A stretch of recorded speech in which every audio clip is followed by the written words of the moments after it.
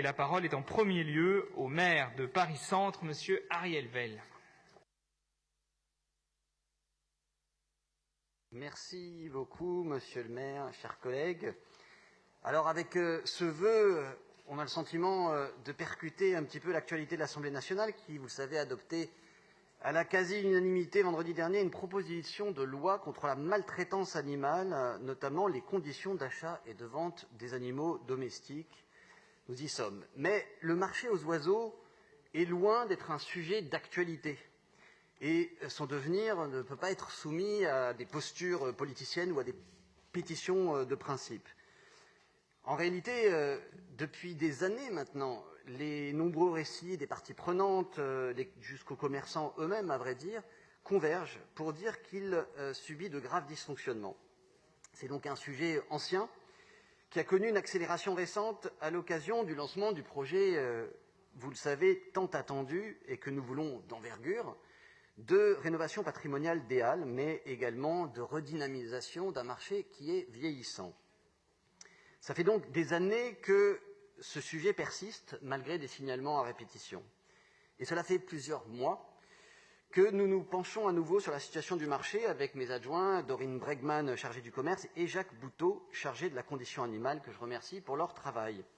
Ces conclusions sont d'ailleurs pour moi assez claires, même très claires. Le moment est venu de trancher. Dans cet endroit, à ce moment, la situation économique, sanitaire, humaine, morale, tout concorde. Ce vœu donc demandant la fermeture du marché aux oiseaux et l'aboutissement de cette réflexion collective, et il a été adopté la semaine passée par l'ensemble de la majorité municipale de Paris-Centre, dont groupe écologiste, auquel appartient ma collègue Corinne Faugeron, qui, je crois, souhaitait aussi proposer un vœu.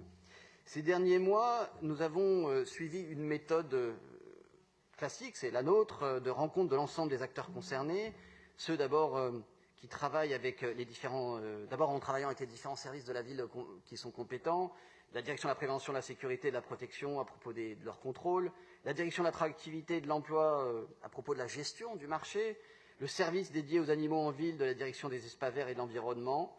Nous avons rencontré aussi les commerçants officiels du marché.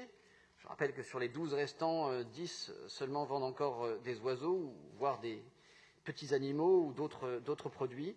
Et nous avons évidemment travaillé de concert avec le service des douanes de la Ligue de protection des oiseaux et l'Office français de la biodiversité qui ont réalisé des actions conjointes de contrôle sur le marché ces dernières années. Et tous confirment que le marché connaît aujourd'hui d'importants dysfonctionnements dont les réponses vont pouvoir être apportées en partie par la rénovation architecturale et en autre partie par la révision du règlement de marché. Et tous reconnaissent évidemment que des trafics d'animaux sauvages ont eu lieu sur le marché. Je ne veux pas refaire l'historique, mais simplement, quand je dis que ça fait longtemps, je suis remonté jusqu'en 2004 où était fait le constat de pratiques sujettes à caution. J'en mentionne quelques-unes: cruauté envers les animaux, présentés dans des mauvaises conditions matérielles, vente d'espèces protégées, absence de traçabilité des animaux, provenance douteuse.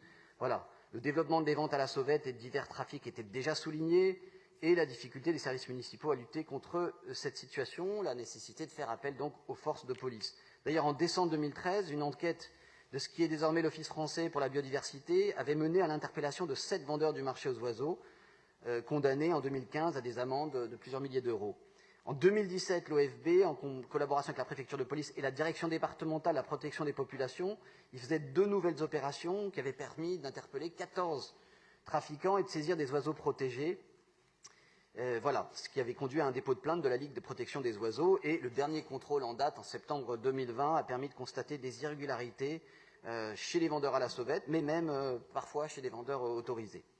Et donc, depuis plusieurs années, malgré la mobilisation des services de la préfecture de police, de la DPSP, de l'OFB, le marché aux oiseaux demeure un lieu de trafic. Ces pratiques engendrent par ailleurs des tensions entre les commerçants. Elles affectent l'atmosphère du marché, dont la fréquentation diminue progressivement.